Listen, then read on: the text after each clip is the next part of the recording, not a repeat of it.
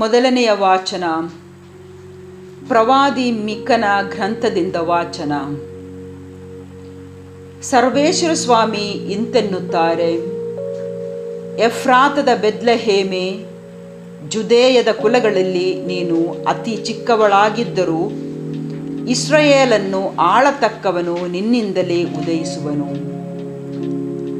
ಆತನ ಗೋತ್ರದ ಮೂಲ ಪುರಾತನವಾದುದು, ಅನಾದಿ ಕಾಲದಿಂದ ಬಂದುದು.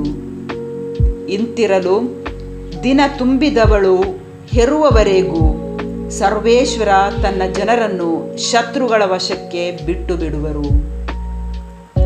ಅನಂತರ ಅಳಿದುಳಿದ ಸಹೋದರರು ಬಂದು ಇಸ್ರಾಯೇಲ್ ಜನರೊಂದಿಗೆ ಸೇರಿಕೊಳ್ಳುವರು. ಆತನು ಸರ್ವೇಶ್ವರನಿಂದ ಬರುವ ಶಕ್ತಿಯಿಂದಲೂ ಆ ಸ್ವಾಮಿ ದೇವರ ನಾಮದ ಪ್ರಭಾವದಿಂದಲೂ ತನ್ನ ಜನರನ್ನು ಪರಿಪಾಲಿಸುವನು. ಆ ಜನರು ಸುರಕ್ಷಿತವಾಗಿ ಬಾಳುವರು. ಆತನು ಜಗದ ಕಟ್ಟ ಕಡೆಯವರೆಗೂ ಪ್ರಬಲನಾಗಿರುವನು. ಆತನೇ ನಮಗೆ ಶಾಂತಿದಾತನು. ಪ್ರಭುವಿನ ವಾಕ್ಯವಿದು. ದೇವರಿಗೆ ಕೃತಜ್ಞತೆ ಸಲ್ಲಲಿ. ಕೀರ್ತನೆ ಶ್ಲೋಕ. ಹಿರಿ ಹಿರಿ ಹಿಗ್ಗುವುದು ನನ್ನ ದೇವರಲ್ಲಿ ನನ್ನ ಆತ್ಮ, ನಿನ್ನ ಚಲ ಪ್ರೀತಿಯಲ್ಲಿದೆ ನನಗಿದೆ ವಿಶ್ವಾಸ.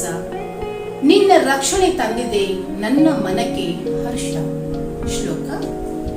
ಹಿರಿ ಹಿರಿ ಹಿಗ್ಗುವುದು ನನ್ನ ದೇವರಲ್ಲಿ ನನ್ನ ಆತ್ಮ, ಪ್ರಭು ಮಾಡಿದ ಮಹೋಪಕಾರಿಗಳಿಗಾಗಿ ಹಾಡುವೆ ಗೀತೆಯನ್ನು ಮನಪೂರ್ವಕವಾಗಿ. ಶ್ಲೋಕ. ಹಿರಿ ಹಿರಿ ಹಿಗ್ಗುವುದು ನನ್ನ ದೇವರಲ್ಲಿ ನನ್ನ ಆತ್ಮ. ಘೋಷಣೆ. Alleluia alleluia.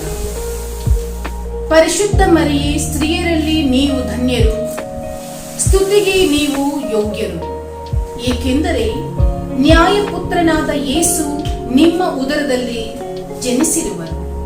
ಅಲ್ಲೇಲೂಯ. ಸಂತ ಮತ್ತಾಯರು ಬರೆದ ಪವಿತ್ರ ಶುಭ ಸಂದೇಶದಿಂದ ವಾಚನ. ಅಧ್ಯಾಯ 1, ವಚನಗಳು 18ರಿಂದ 23ರವರೆಗೆ. ಕ್ರಿಸ್ತ ಯೇಸುವಿನ ಜನನದ ಪ್ರಕರಣ. ಯೇಸುವಿನ ತಾಯಿ ಮರಿಯಳಿಗೂ ಜೋಸೆಫನಿಗೂ ನಿಶ್ಚಿತಾರ್ಥವಾಗಿತ್ತು. ಅವರಿಬ್ಬರೂ ಕೂಡಿ ಬಾಳುವುದಕ್ಕೆ ಮುಂಚೆಯೇ ಮರಿಯಳು ಗರ್ಭವತಿಯಾಗಿರುವುದು ತಿಳಿದು ಬಂತು. ಆಕೆ ಗರ್ಭಧರಿಸಿದ್ದು ಪವಿತ್ರಾತ್ಮ ಪ್ರಭಾವದಿಂದ. ಆಕೆಯ ಪತಿ ಜೋಸೆಫನು ನೀತಿವಂತನು. ಮರಿಯಳನ್ನು ಅವಮಾನಕ್ಕೆ ಗುರಿ ಮಾಡುವ ಉದ್ದೇಶ ಅವನದಲ್ಲವಾದ್ದರಿಂದ ಯಾರಿಗೂ ತಿಳಿಯದ ಹಾಗೆ ನಿಶ್ಚಿತಾರ್ಥವನ್ನು ಮುರಿದು ಬಿಡಬೇಕೆಂದಿದ್ದನು.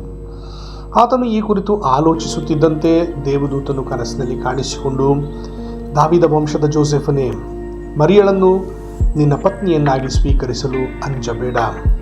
ಆಕೆ ಗರ್ಭಧರಿಸಿರುವುದು ಪವಿತ್ರಾತ್ಮ ಪ್ರಭಾವದಿಂದಲೇ. ಆಕೆ ಒಬ್ಬ ಮಗನನ್ನು ಹೆರುವಳು. ಆತನಿಗೆ ನೀನು ಯೇಸು ಎಂಬ ಹೆಸರಿಡಬೇಕು, ಏಕೆಂದರೆ ತನ್ನ ಜನರನ್ನು ಅವರ ಪಾಪಗಳಿಂದ ರಕ್ಷಿಸಿ ಉದ್ಧಾರ ಮಾಡುವವನು ಆತನೇ ಎಂದನು. ಹೀಗೋ ಕನ್ಯೆಯೊಬ್ಬಳು ಗರ್ಭ ತಳೆದು ಪುತ್ರನೊಬ್ಬನನ್ನು ಪ್ರಸವಿಸುವಳು.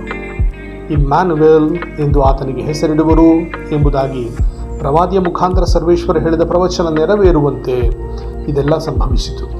ಇಮ್ಯಾನುವೇಲ್ ಎಂದರೆ ದೇವರು ನಮ್ಮೊಡನೆ ಇದ್ದಾರೆ ಎಂದರ್ಥ. ಪ್ರಭುವಿನ ಶುಭ ಸಂದೇಶ.